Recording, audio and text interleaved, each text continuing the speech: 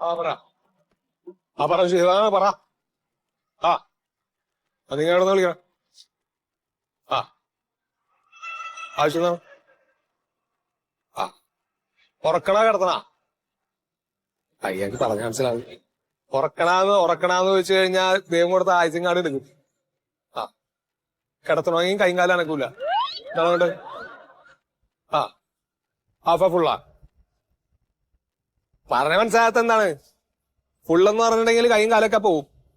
ആ ഹാഫാണെങ്കിൽ കാല് മാത്രം. അതെ, അണ്ണന്റെ അടുത്ത് നീ അർഹത്തരൊന്നും പറയരുത്. ഞാൻ അവതരിപ്പിച്ചോളാം. എന്താ മൂടെന്ന് നോക്കട്ടെ. അണ്ണാ എന്താടാ? അതെ, ഇതാരാണ്? നമ്മുടെ ഒരു പയ്യനാണ്. അപ്പൊ അവന് ഈ അടുത്തൊരു സിനിമയൊക്കെ കണ്ടപ്പോ നമ്മുടെ കൂടെ കൂടണമെന്നൊരു കൊതി. കുറെ പ്രാവശ്യം ഞാൻ നിരുത്സാഹപ്പെടുത്തി, പക്ഷെ അവന് വന്നേ തീരുള്ളൂ. അപ്പൊ ഒന്ന് പെടുത്തണം. കൊടുക്കണത് ഒരു ദക്ഷിണ ഉണ്ടെന്നുണ്ട്. അതൊക്കെ മോൻ സിനിമ കണ്ടിട്ട് വന്നാണേ ഈ പണിക്ക്?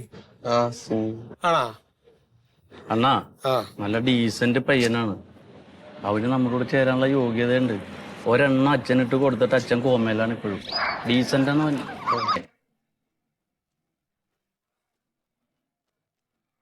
അതെ, ഇപ്പൊ മെമ്പർഷിപ്പ് തരെയാണ് ഇല്ലണ്ണാ? നോക്കട്ടെ.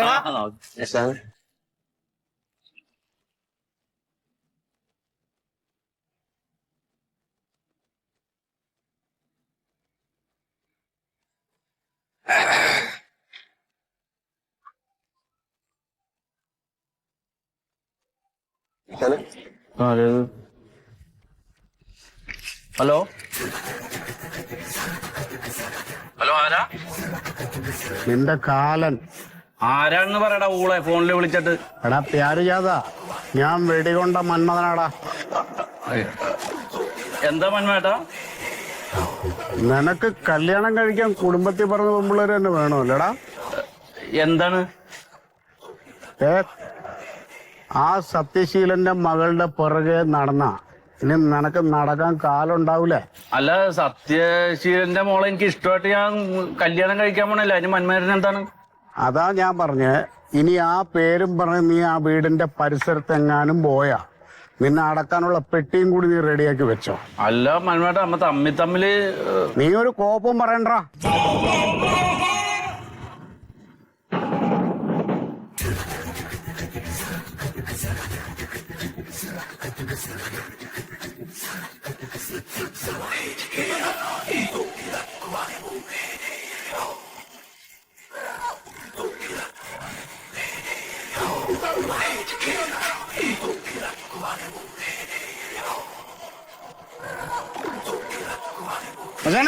നമസ്കാരം. നമസ്കാരം. പറഞ്ഞ പണിയുണ്ടല്ലോ മച്ചാനെ, ഞങ്ങള് വെടിപ്പാട് ചെയ്തിട്ടുണ്ട്. സന്തോഷം. ഇനി ആ പന്നിന്റെ ശല്യം ഉണ്ടാവില്ല. ആ പന്നി പ്യാരി ഇനി ഒരു പെണ്ണിന്റെ മുഖത്ത് നോക്കൂല. ഇനി നോക്കണം, നമ്മോട് ചോദിക്കണം. അവന്റെ പണി നമ്മൾ തീർത്തു കൊടുത്തു. നന്നായി. എന്ത് വെട്ടൊന്നും ചെയ്യരുത്. വെട്ടിയാ മച്ചാനെ, ഈ വെടികൊണ്ട മന്മഥന്റെ നിഘണ്ടുവില് ഈ പേടിപ്പിക്കലില്ല. ചെല്ലുക, അങ്ങനെ പണി തീർക്കുക, അത്രേ ഉള്ളൂ. അല്ല, ഒന്നും ചെയ്തില്ലല്ലോ. അല്ല, അവനെ മനസ്സിലാക്കേണ്ട രീതിയിൽ മനസ്സിലാക്കിയിട്ടുണ്ട്. ഓ അല്ല, വെടികൊണ്ട മന്മഥന്റെ പോളിസി അങ്ങനെയാണ് കേട്ടോ. മതി. ഞാൻ പലപ്പോഴും ചോദിക്കണമെന്ന് വിചാരിച്ചതാണ്. തന്നെ ഈ വെടികൊണ്ട മന്മഥൻ എന്ന് പറയുന്നത് എന്താ?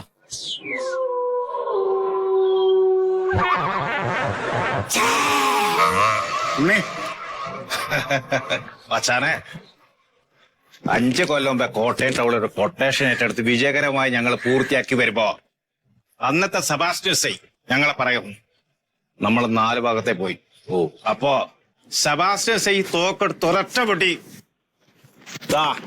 ഈ വയറിനെ കൊണ്ട് പുറത്തേക്ക് പോയി ഒരു പശു കൊണ്ട് ചത്തു. പക്ഷേ മന്മേട്ട ഇതാ പുരി പോലെ നിൽക്കുന്നത് കാണാം. അണ്ണൻ ഞങ്ങളെ പണ്ടിട്ടേ ഉണ്ണി എല്ലാം എടുത്തിട്ട് വാ. എടുക്കണം.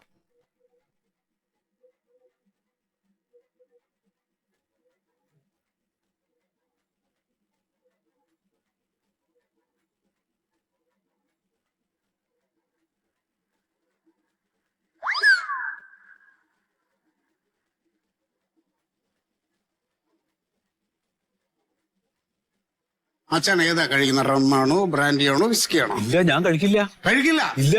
അങ്ങനെയാണെങ്കിൽ ഇത് നമ്മൾ തുടങ്ങുകയാണ്.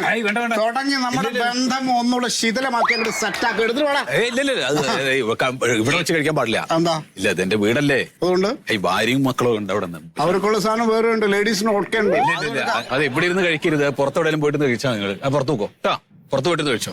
ഉണ്ണേ, ഇവിടുന്ന് കഴിച്ചാൽ എന്താ കുഴപ്പം? എന്താ കുഴപ്പം? എന്നാ പിന്നെ അവിടെ എവിടെയെങ്കിലും മാറി ഇരുന്ന് കഴിക്കാം കേട്ടാ. എവിടെ ഇരുന്ന് കഴിക്കണമെന്ന് ഞങ്ങൾ തീരുമാനിക്കും. പോടാ, പോയി വെള്ളം എടുത്തിട്ട് വരാൻ. അല്ലെങ്കിൽ വേണ്ട പ്രസാദേ, പോയി വെള്ളം എടുത്തിട്ടോ. ഇങ്ങോട്ട് വാ. എന്താ പ്രശ്നം? അവൻ വെള്ളം എടുത്തിട്ട് വരും. അല്ല, അവിടെ ഭാര്യയും മോളൊക്കെ ഉണ്ട് അതിനകത്ത്. അതെ, വെടികൊണ്ട മന്മഥനും പിള്ളേർക്ക് സ്ത്രീകളോട് എങ്ങനെ പെരുമാറേണ്ടെന്ന് അറിയാൻ. പേടിക്കണ്ട, വിശ്വസിക്കാം.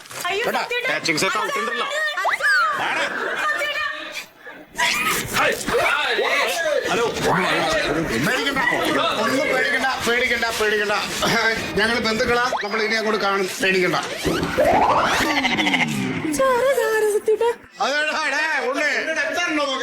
അവിടെ നോക്കടാ, വെള്ളം എടുത്തോ. ഫ്രൂട്ട്സ് എടുക്ക, ആ ഫ്രൂട്ട്സ് എല്ലാം എടുക്കാം. ഫ്രൂട്ട്സ്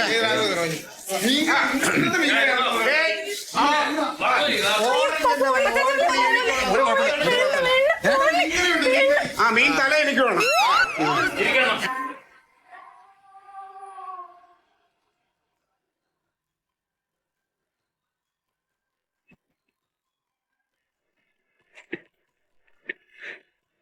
സാറേ, ഒരു ഗുണ്ടനെ ഒഴിവാക്കാൻ വേറൊരു ഗുണ്ടനെ വെക്കുക. എന്നിട്ട് ആ ഗുണ്ട വീട്ടിലെ വെറുതെ ആവുമ്പോ ആ ഗുണ്ടനെ ഒഴിവാക്കാൻ സ്റ്റേഷനിൽ വന്ന് പരാതി തരിക. ആ പ്യാരി ഒഴിവാക്കാൻ ഞാൻ സാറിന്റെ അടുത്ത് പറഞ്ഞതല്ലേ. അതെ, ആന്ധ്ര സാറ് കേട്ടില്ലല്ലോ. ഞാൻ ഉപദേശിക്കാന്ന് പറഞ്ഞല്ലേ. സാറിന്റെ ഉപദേശം കേൾക്കാതെ അങ്ങേര് വീട്ടിൽ വന്നിട്ട് ഞങ്ങളെ വല്ലതും ചെയ്ത് കഴിഞ്ഞാൽ പിന്നെ ഇവിടെ പരാതി പറയാനെങ്കിലും ആരെങ്കിലും വേണ്ടേ? ഞാൻ ഉപദേശിക്കാൻ പറഞ്ഞ അതിനൊരു സമയം തരണം. അതിനെ കാക്കാതെ വേറെ വല്ല റൗഡികളും കണ്ടിട്ട് കൊട്ടേഷൻ കൊടുക്കുക. അല്ല, അങ്ങനെയൊന്നും ചെയ്യാത്തത് കൊണ്ടാണ് ഞാൻ പിന്നെ അങ്ങനെ ഏൽപ്പിച്ചത്. എന്നിട്ട് എന്തായി? ഇപ്പൊ അവൻ എന്താ ചെയ്യണേ? ഇപ്പൊ ഈ വെടികൊണ്ട മന്മഥൻ എന്ന് പറഞ്ഞ കക്ഷിയും പിന്നെ ഒരു 8-10 പേരുണ്ട്. അവരിപ്പോ വീട്ടിൽ കയറി പൊറുതി തുടങ്ങിയിട്ട് കുറച്ച് ദിവസമായി. അനുഭവിച്ചോ? സാറേ, ഭാര്യയും മോളും ഇപ്പോ ഭാര്യ വീട്ടിലാണ്. ഞാൻ ഒരു വാടക വീട് അന്വേഷിക്കേണ്ട ഗതികേടിലാണ്. കയ്യിലിരിപ്പുണ്ടല്ലേ സാറേ, എങ്ങനെയെങ്കിലും ഒന്ന് രക്ഷപ്പെടുത്തി തരണം. സത്യം പറഞ്ഞു കഴിഞ്ഞാൽ തന്നെയാണ് പിടിച്ചകത്തിടേണ്ടത്. താൻ എന്തിനാണ് ഈ കൊട്ടേഷൻ കൊടുത്തത്? കൊട്ടേഷൻ കൊടുക്കണ കുറ്റല്ലേ? പിന്നെ എന്തിനാണോ ഞങ്ങൾ ഈ യൂണിഫോം ഇട്ട് ഇവിടെ ഇരിക്കണത്? സാറേ, ഇനിയിപ്പോ എങ്ങനെയെങ്കിലും ഒന്ന് നമുക്കൊരു കാര്യം ചെയ്താലോ? നമുക്ക് അയാളെ വിളിച്ചൊന്ന് ഉപദേശിച്ചാലോ? ഉപദേശിക്കണ്ട സാറേ, ഉപദേശിച്ചിട്ട് കാര്യമില്ല. അതിന് പറ്റിയ ആൾക്കാരല്ല അവര്. നമ്മൾ ഉപദേശിച്ച് പ്രശ്നം സോൾവ് ചെയ്യുകയാണെങ്കിൽ പിന്നെ പരാതി ഇല്ലല്ലോ. പരാതി ഉണ്ടെങ്കിലല്ലേ കേസുള്ളൂ, അല്ലേ? Hello, S I Sugathan sir. Sir, okay sir. Sir,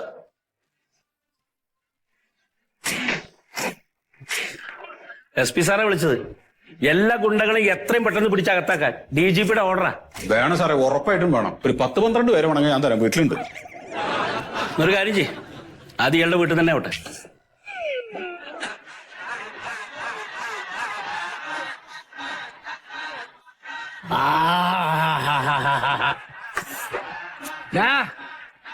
എന്താടാ ഇത്? മരണവിടാ സീന്.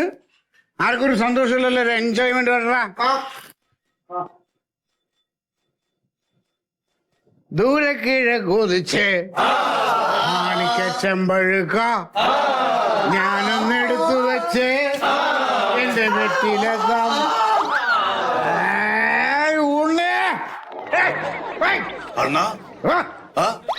എന്താ ഉണ്ണിടാ? ശ്രുതി ചേരുന്നില്ല. അവൻ ചേരണ സുതി ചേർത്തിട്ട് അവനെ കൊല്ലും. അതല്ല പറഞ്ഞത്, പാടിന്റെ ശ്രുതി ചേരുന്നില്ല. ശ്രുതി ഇവനല്ലേ പണിയാനല്ലാതെ ടൂൾസ് എടുക്കരുത്, ഞാൻ പറഞ്ഞിട്ടുണ്ട്. എടാ പറ പ്യാരി, എന്താ നീ വന്നെന്റെ ഉദ്ദേശം പറ, കാര്യം പറ.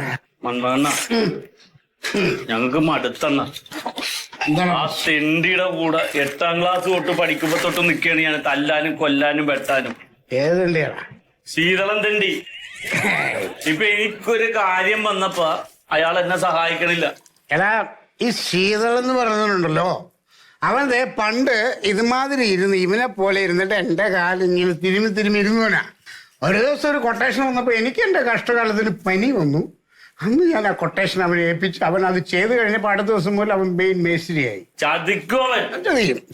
ഞങ്ങൾ 4 പേരും ഇനി അണ്ണന് വേണ്ടി മരിക്കാൻ തയ്യാറാണ്. എനിക്കളെ വേണം. നിങ്ങൾ മരിച്ചു കളയരുത്, എനിക്ക് നിങ്ങളെ വേണം.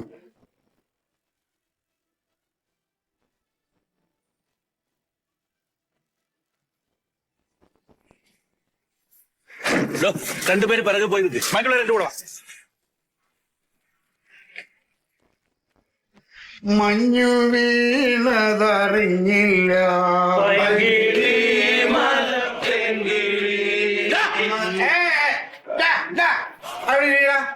നിങ്ങളാരും ഇരിക്കില്ല, അവിടെ ഇരിക്കും.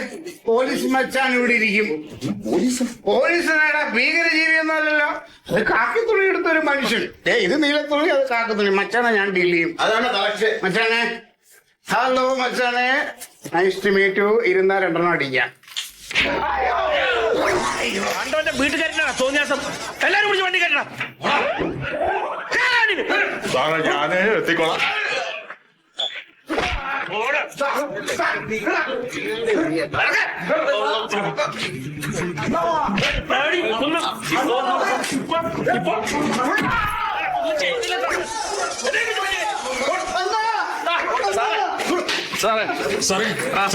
ഒരാൾ ആ റൂമിൽ ഇരിക്കുന്നുണ്ട്.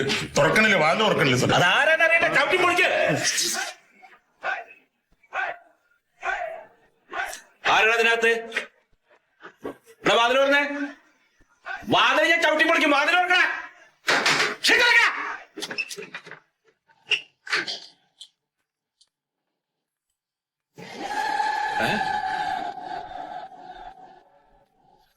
സാർ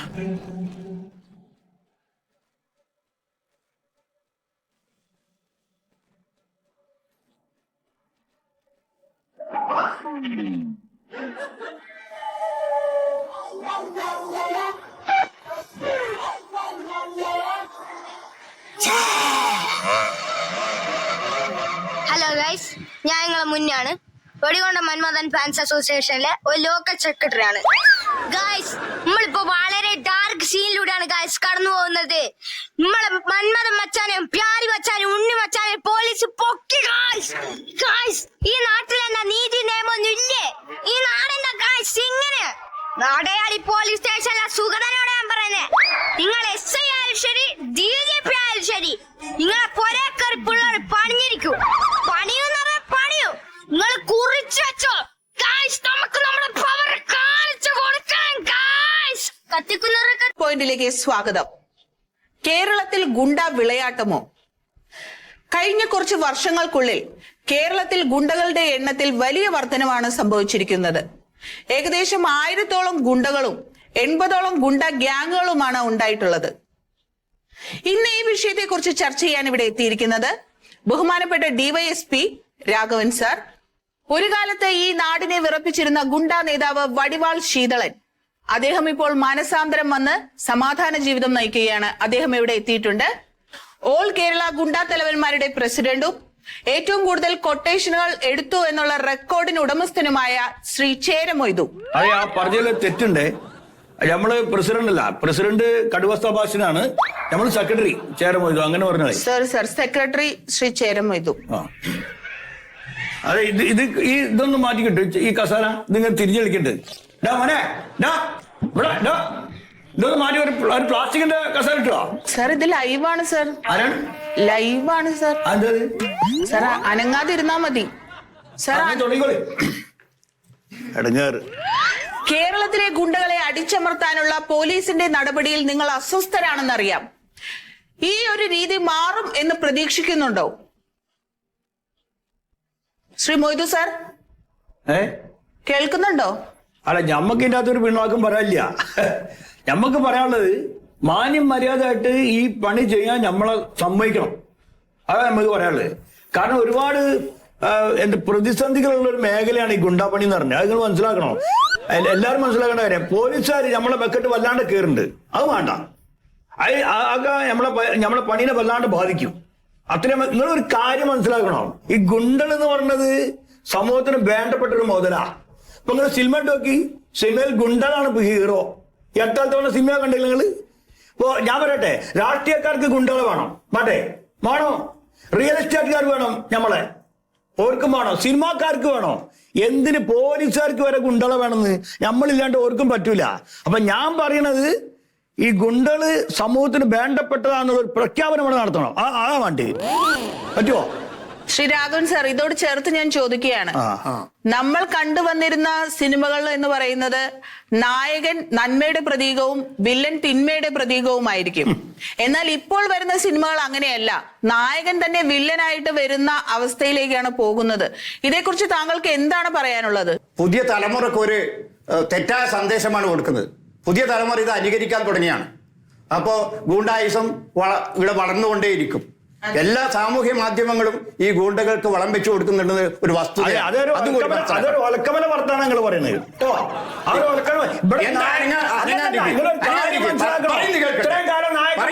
നായകന്മാരായത്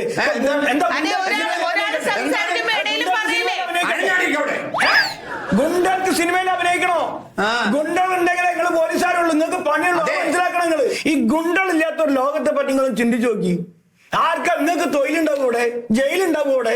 ഗുണ്ടകളുമാണെന്ന് ഒരു പൂന്തോട്ടത്തിലെ റോസാപ്പൂക്കളും സീനിയാപ്പൂക്കളും മാത്രം പോരാ, മുരുക്ക് പൂവും വേണം അവിടെ. അപ്പഴാ പൂന്തോട്ടാവുള്ളൂ. ആരോടെ കളി? ശ്രീ രാഘവൻ സാർ, ഒരു ഗുണ്ട വന്നിരുന്ന പരസ്യമായി ഒരു പോലീസിനെ വെല്ലുവിളിക്കുന്ന തരത്തിലേക്ക് നമ്മുടെ സമൂഹം എത്തിച്ചേർന്നിരിക്കുന്നു. ഇത്രയും കാലം നിങ്ങൾ എന്തിനാണ് ഇതിനു വേണ്ടി വെയിറ്റ് ചെയ്തതെന്നാണ് ഞാൻ ചോദിക്കുന്നത്. വെയിറ്റ് ചെയ്തിട്ടില്ല, ഇപ്പോഴും ശക്തമായ നടപടിയാണ് സ്വീകരിച്ചത്.